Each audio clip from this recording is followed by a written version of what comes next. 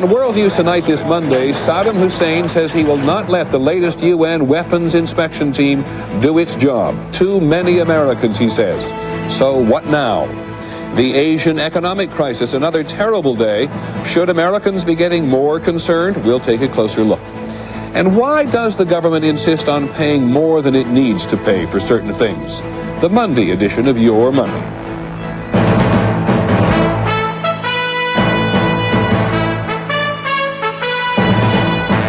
From ABC News World Headquarters in New York, Monday, January 12th. This is World News Tonight with Peter Jennings. Good evening. Yes, the newsroom here at ABC News in New York has been, well, modernized is as good a word as any. It may take us a while to get used to it, but this is where we're going to work. And there are some changes in the broadcast, which you will see. But we're going to begin with a development in the news which is all too familiar. The United States and Iraq. Iraq and the United Nations have got themselves into yet another bind. Today, the Iraqis have told the latest United Nations weapons inspection team that it will not be allowed to work in Iraq. It has too many Americans. And so first we go to ABC's Ron Claiborne, who's in Baghdad. The UN inspectors encountered no trouble this morning, but by day's end, the situation had changed drastically. The Iraqis announced that starting tomorrow, they will no longer allow a predominantly American team, headed by an American, Scott Ritter, to take part in any inspections. Iraq's deputy foreign minister said tonight sending in a new group of 16 inspectors, 9 of whom were Americans, was a slap in the face. We didn't do anything. They did it. To our mind, this is not a provocation. We are provoked. It's not just the composition of Ritter's inspection team the Iraqis object to, but Ritter himself. He is a former Marine Corps officer, Gulf War veteran, and the Iraqis have suggested is actually an American spy. The Iraqis insist they will stop the Ritter team from conducting any more inspections and only allow it to resume when what they call its imbalance is corrected. Ron Claiborne, ABC News, Baghdad. Well, we know this is going to get worse before it gets better. Tomorrow, the chief weapons inspector for the United Nations will insist that his team go to work. And naturally, the president is involved, and so we're going to go to the White House. Nice to have you back on the beat again, Sam Donaldson. Are we having another test of manhood between Mr. Clinton and President Hussein? Well, it may be that, Peter. The president responded today to Iraq's latest provocation with what has become, however, a standard script. Saddam must comply or else, without exactly specifying what that or else might be. In the Oval Office, the president was asked about Iraq's latest challenge to American inspectors. If Saddam Hussein does this, it is a clear and serious violation of the United Nations Security Council resolution. If they are denied the right to do their job tomorrow, then I expect the United Nations Security Council to take strong and appropriate action. The director of the UN's team, Richard Butler, conferred with Secretary General Kofi Annan late today after writing the Security Council that his team had already conducted inspections at 7 sites today when Iraq stopped them. Butler said he's instructing the team to proceed with its business tomorrow, thus setting up another showdown. So how long will this go on? Presidential spokesman Mike McCurry was asked. There's some portion of the public that believes the administration is not acting firmly enough, that Saddam is getting away with murder. Well, he's getting away with, willful violations and harassment of UN objectives there, and the UN has responded to that. The administration insists this is a UN problem. But if Saddam gets away with blocking American inspectors, White House officials here understand it will be seen as a victory over the U.S. and Bill Clinton, not over UN Secretary General Kofi Annan.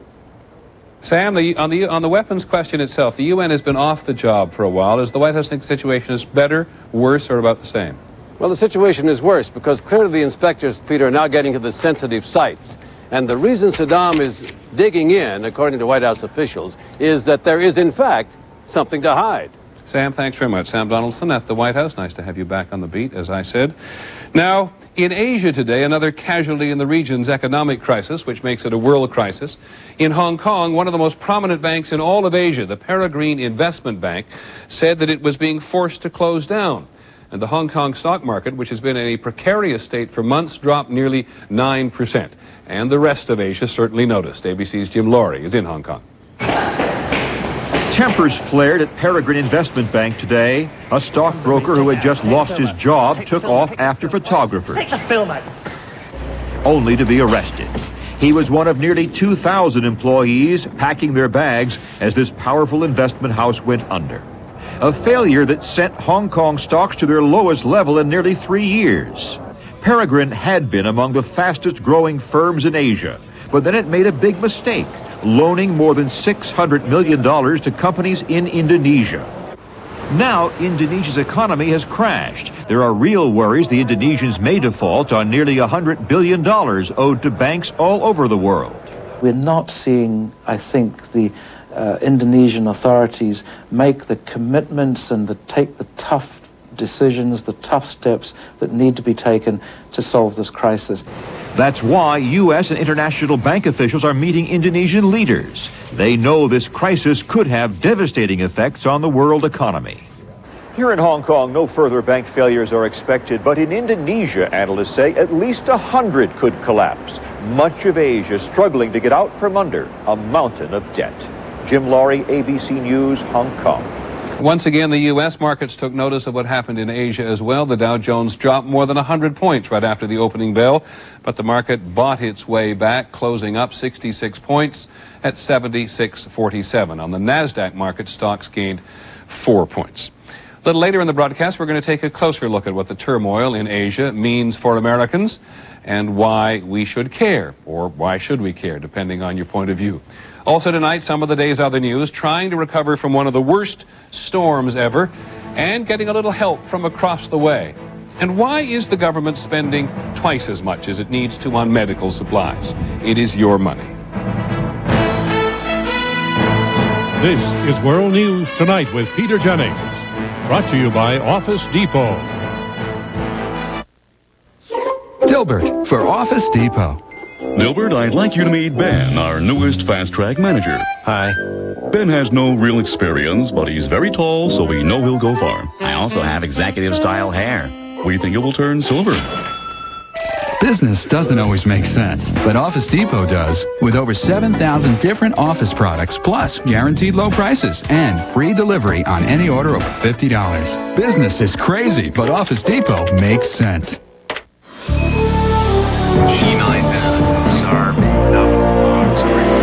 Relief can't come fast enough when you have diarrhea. We have a problem.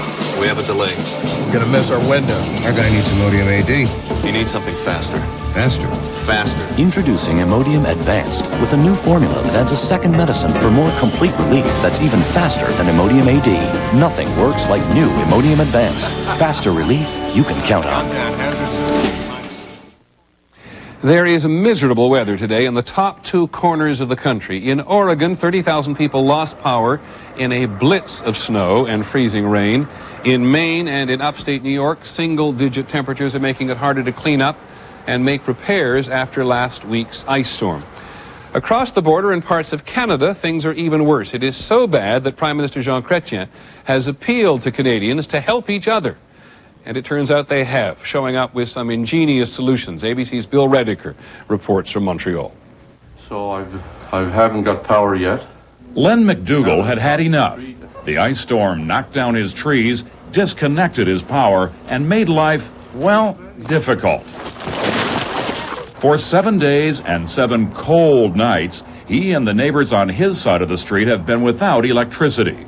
But across the street, plenty of power. That gave Len an idea. And hopefully it'll work.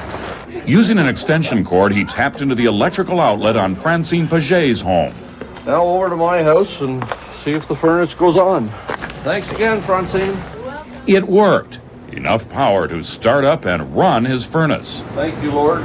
A simple solution, a profound result. In a crisis situation, people have to help each other out, and that's what we're going to do. And they did. Within hours, orange extension cords connected both sides of the street. 5 homes hooked up and warm. It does get us back to what it has a lot of meaning in life and the sort of links that form a community and looking out for each other. Sharing power through people power. It's how they're coping on Beacon Hill Road. Bill Rediker, ABC News, Montreal. On the subject of weather in the Middle East, Jerusalem covered in snow. The first major snowstorm in 6 years left a foot of snow on the ground, closing most schools and businesses. Most people seem to enjoy it. Even the soldiers were throwing snowballs. The Federal Aviation Administration said today that the inspections it ordered last week of some of the newer 737s have not revealed any problems. The inspections were prompted by some missing screws in the horizontal stabilizers of a Silk Air 737 that crashed last month in Indonesia. The Asian economies in a state of crisis. We'll take a closer look at what it means for the United States when we come back.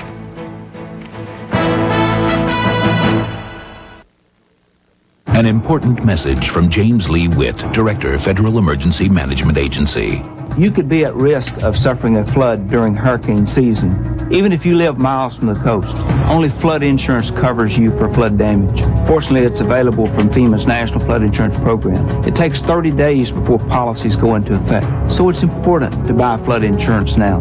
Do something for yourself and your family. Please call the toll-free number on your screen or your insurance agent today.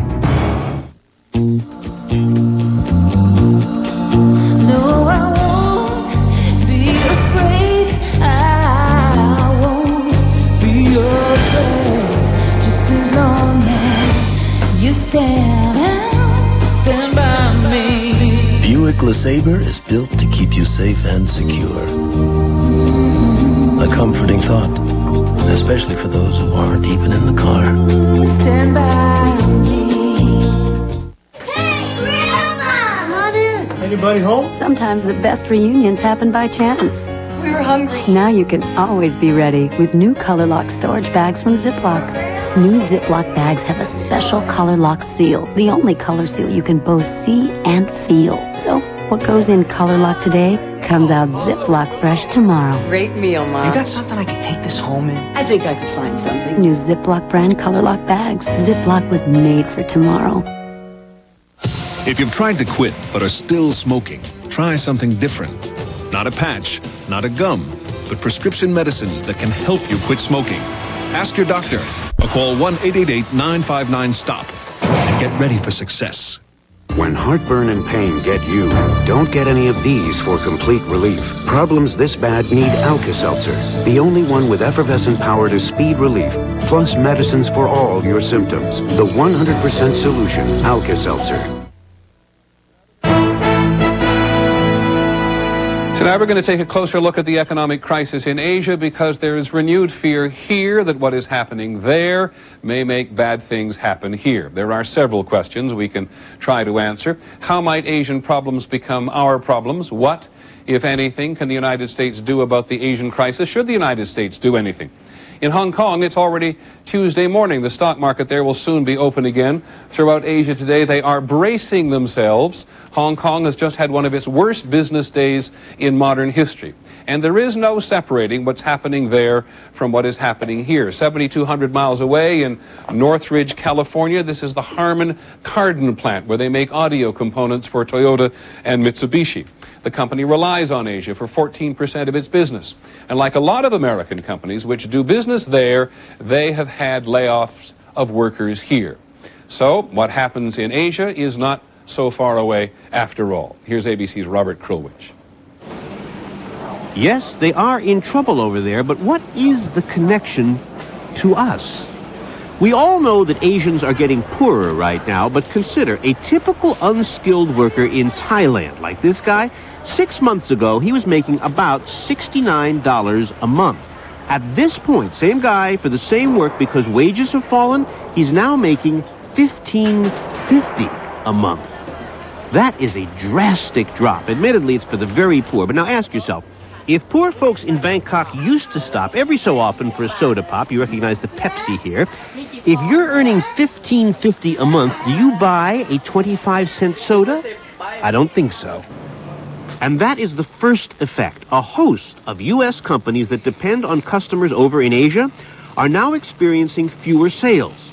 Which means a drop in profits, which could affect the stock. So the problems in Asia could make many American companies a teeny bit poorer, or it could get much worse. But there is yet another possible effect. Since last summer, currencies all over Asia have been devalued, meaning they're worth less and less and less in American money. Now, anybody who's traveled already knows when a currency's devalued, the things they make in that country become bargains for Americans. So here is the second effect. If Asians are too poor to sell their goods at home to each other, where are they going to sell their stuff? Well, to us. The United States could be flooded with Asian toys and electronics that could get cheaper and cheaper. And at first, it wouldn't be so bad if car prices drop, say, 5%, might even be nice. But at some point, if prices for Toyotas and Hyundais get too low, GM workers and Ford workers would say, well, who's going to buy our cars? We can't compete against prices like this. So, bottom line, maybe this whole Asian problem will just pass us by and prices drop a bit, or if U.S. companies see profits really drop, and then prices really drop, and then stocks start to drop, then the trouble in Asia could turn into big trouble right here.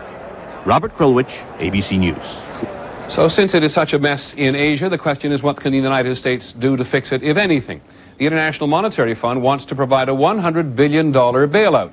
And the IMF is asking the United States for about $19 billion to replenish its funds. Many members of Congress do not want to ante up. ABC's Cokie Roberts joins us from Capitol Hill tonight. Cokie, good evening.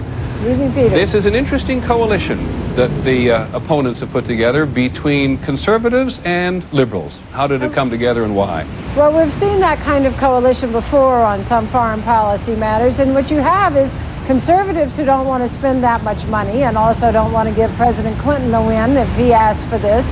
And you have liberals who say, why should we be bailing out big banks? Those aren't our people, and there are problems here at home. Why should we be helping Asia? So you get those two groups together, and then the president finds himself having to go vote by vote by vote, trying to put together the bailout package. And is it a coalition you think can hang together, or is the president likely to have his way as he did ultimately with Mexico? Well, you've got members of Congress heading for Asia now. There'll be lots of hearings at the beginning when Congress comes back into session, and they will try to educate people about these things. But I think the president will probably eventually get it because of the concern about American companies like we've just seen. But he might have to give up some other big ticket items for that, Peter, like special trading authority and the UN dues payments. Okay, Cokie, thank you very much. Cokie Roberts on Capitol tonight. I said there's a very serious debate already about whether a bailout will work. The argument goes, if they manage to blow it on their own, why should the United States give them more money to make it even bigger? The mess, that is. Joining us this evening is Todd Buchholz, an expert on the market and a former economic advisor to President Bush. Todd, the argument, as I understand it, goes this way. You bail out these economies, the American taxpayer basically helps countries that will not reform themselves. What's the counter-argument? Well, Peter, it's a little bit like paying protection money to the mob. If you're a shopkeeper, you feel awful about doing it, but you wonder whether you'll feel worse if you don't. The U.S. government and the IMF are effectively making out checks to these East Asian governments because we want to keep their financial and stock market problems far away from our own. Now, the same argument goes that the United States is going to help out American banks who've made unwise, risky investments, and that if you do so, they won't be discouraged from doing it again. Well, and I think that argument has a lot to it. In fact, if these governments permitted bankruptcies, if even American investors who bought bonds or stocks in those companies suffered losses, they would think twice and realize that this market, any legitimate market that is, has ups and has downs, and it's not all about profits. There are losses, and we must keep the system honest, and that means permitting some bankruptcies. Okay, Todd Buchholz, thanks very much. An argument that will continue in the next several days. We'll have more news from today in just a moment.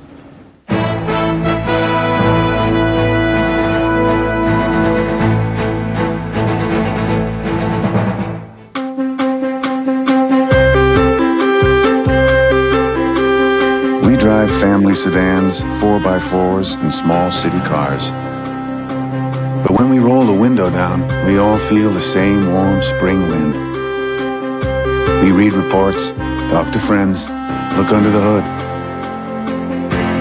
But when we sign the paperwork, we all wonder, is it reliable? Will it last?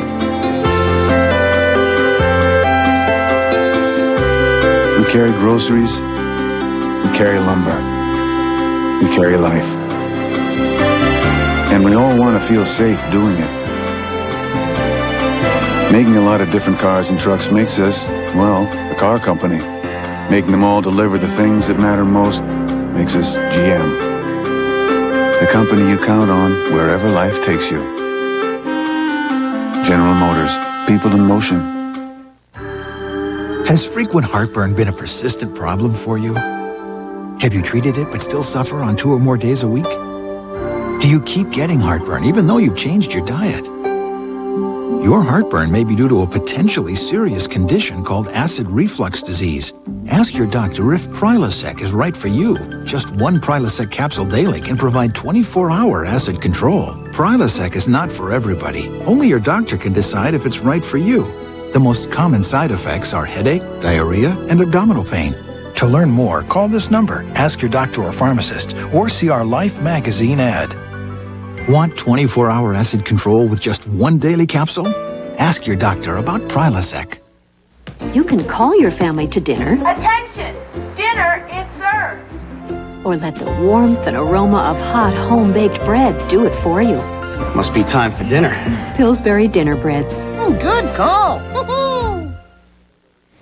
There was new fuel added today to the debate over human cloning. 19 European nations signed a ban on the practice, but Britain, where the research has made the most progress, and Germany, which says existing laws already forbid it, did not join them. President Clinton has expressed interest in a similar ban for the entire United States. The American Council on Education has released its annual survey on the attitudes of college freshmen, nearly 350,000 of them. And we learn that today's freshmen are more career-oriented, many are bored in class, and less inclined than their parents to be involved in the political system. Only 21% of today's freshmen say they vote, and only 27%, the lowest percentage ever, say the political affairs of the country are important to them. 30 years ago, by contrast, 58% of freshmen said they were interested in the way the country was being run. So why do they go to college? In the survey, 75% say financial security. In 1968, only 41% said that earning a living was the main reason for a college education. It was an interesting weekend in professional golf. Casey Martin, the disabled golfer we told you about last week, won the Lakeland Classic in Florida. He's attracted attention because he's suing the PGA for the right to use a cart. During tournaments, they don't want it. Medicare is paying far too much for the basics. When we come back, that's your money we're talking about. In 1993, we changed everything. Dodge became the new Dodge, and the new Dodge became Intrepid. Now we're changing the way cars are created. Today's new Intrepid is the world's first car designed, assembled, and proven on computers, enabling a degree of precision never before possible. Welcome to the world of the new Dodge Intrepid. We're changing everything. Again. If you've tried to quit but are still smoking, try something different. Not a patch, not a gum, but prescription medicines that can help you quit smoking. Ask your doctor or call 1-888-959-STOP and get ready for success. 4 chocolate shakes, onion rings, and a burger with pickles and onions.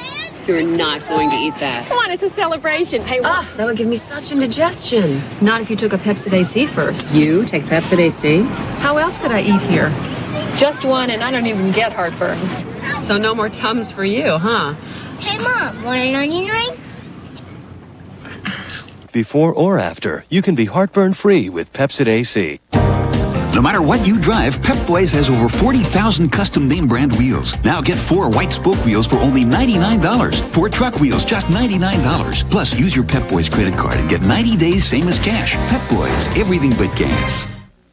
If you experience vaginal dryness, now there's Vagisil Intimate Moisturizer. It's like bringing back your own natural moisture. Just a few clear drops replace your body's own natural moisture, relieve dryness. And it's smooth as liquid silk, never greasy. Developed with a woman gynecologist, Vagisil Intimate Moisturizer has natural aloe, and it's safe to use every day. It's like bringing back your own natural moisture with Vagisil Intimate Moisturizer. Tonight, another day of 2020 at a new time. Husband never listens. It's the #1 complaint of wives. When I'm not listened to, it makes me feel that I'm not a priority and that I'm not loved. We'll tell you what to do. Start your week off right with 2020 Monday. Finally from us this evening, our regular Monday report about how the government spends your money. There's been a lot of talk from the president about getting younger people to buy their way into the Medicare program, letting them anyway. The criticism has been that the Medicare system cannot afford it. Medicare short of money?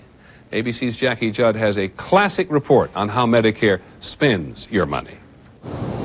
Imagine walking into a grocery store and paying twice as much as you need to for a box of cereal or a loaf of bread, or pulling up to a pump and paying twice as much for a gallon of gasoline. It's what Medicare does every day when it pays for items like wheelchairs, walkers, and canes. It's all done legally. This is legal, but it's still a ripoff. The ripoff involves the $3.5 billion tax dollars spent by Medicare on supplies and equipment every year. How could this happen? Unbelievably, Congress and the agency that oversees Medicare do not require competitive bidding by suppliers.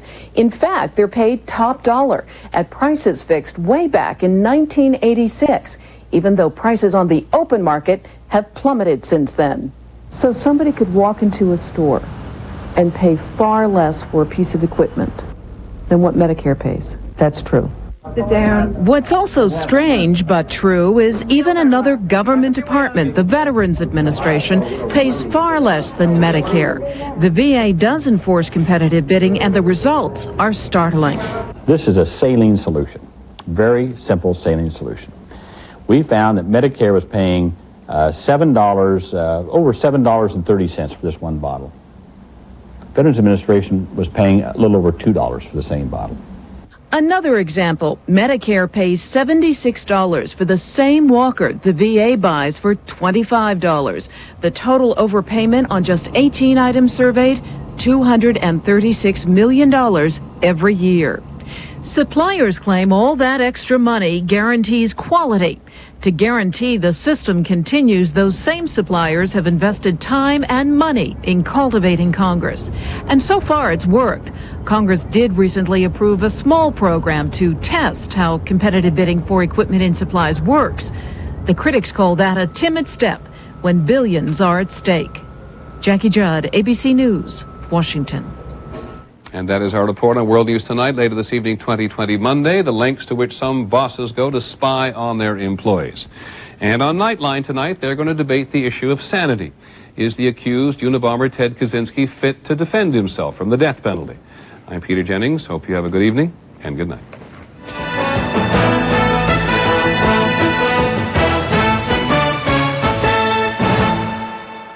Tomorrow, convicted of cold-blooded murder, sentenced to death. Now she says she found God. Should she escape execution? Watch World News Tonight with Peter Jennings. This has been a presentation of ABC News. More Americans get their news from ABC News than from any other source. ABC News, now always on. Tonight, one of the firm is a key witness to murder. We got to be able to do something to protect her. Time for the lawyers to start defending outside the courtroom. I don't think you should ID the guy. Your life could be at stake. And it gets personal. That a threat? An all-new Practice, tonight at 10, 9 Central on ABC.